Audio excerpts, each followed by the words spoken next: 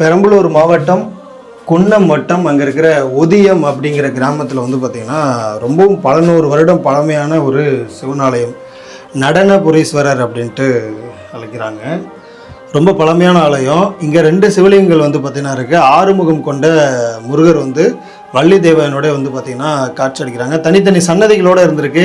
இன்றைக்கி சன்னதிகள் அழிஞ்ச நிலையில் திருமணிகள்லாம் இன்றைக்கி கோவில் உள்ள வச்சு இந்த ஊரில் இருக்கிற ஒரு சில குடும்பங்கள் மட்டும் வந்து பார்த்திங்கன்னா ஒரு 8 ஆண்டுகளுக்கு மேலே எடுத்து வழிபாட்டுக்கு கொண்டு வந்திருக்காங்க. அதற்கு முன்னாடி வழிபாட்டில் இருந்துச்சான்னு கேட்டிங்கன்னா கிடையாது.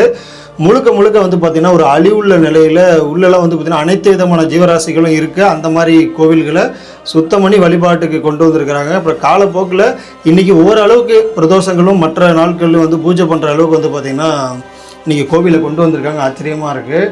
இன்றைக்கி நம்ம வந்த நேரம் உள்ளே வந்து பார்த்திங்கன்னா எப்போயுமே வந்து அந்த சோலார் விளக்கு வச்சுருக்காங்க. இன்றைக்கி பீஸ் போனதுனால லைட் இல்லை. ஆனால் இங்கே வந்தோட தான் தோணுச்சு இந்த கோவிலில் ஒரு அணையா விளக்கு வச்சா கண்டிப்பாக நிரந்தரமாக எல்லோரும் பார்த்துப்பாங்க. நல்லபடியாக ஒரு வெளிச்சம் இருக்கும். அங்கே பாருங்கள், ஒரு வெளிச்சம் வந்தோன்னே எத்தகைய ஒரு அழகாக இருக்குது பாருங்கள்.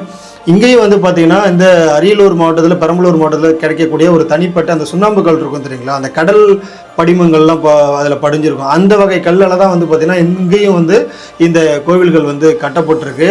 அதனாலே வந்து பார்த்திங்கன்னா கற்கள் வந்து உடையும் நிலையாகவும் அந்த கற்கள் வந்து தேய்மானம் அதிகமாக வந்து பார்த்திங்கன்னா காணப்படுதுங்க.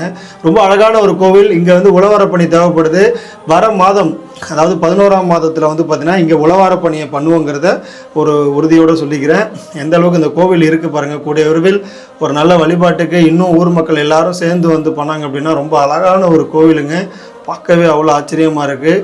இப்போவும் இந்த ஊர் மக்கள் ரொம்ப தொடர் ஒரு பணியில் வந்து பார்த்திங்கன்னா இந்த கோவிலை மேம்படுத்தி வச்சுருக்கிறாங்க. இங்கே வரும்போதெல்லாம் வந்து பார்த்திங்கன்னா நாகங்கள் வந்து உள்ளே இலையுமா. அப்படி இருந்தாலும் கொஞ்சம் கூட ஒரு பயம் இல்லாமல் ஒரு யோசனை இல்லாமல் வராங்க அப்படின்னா ரொம்ப பெரிய விஷயம்.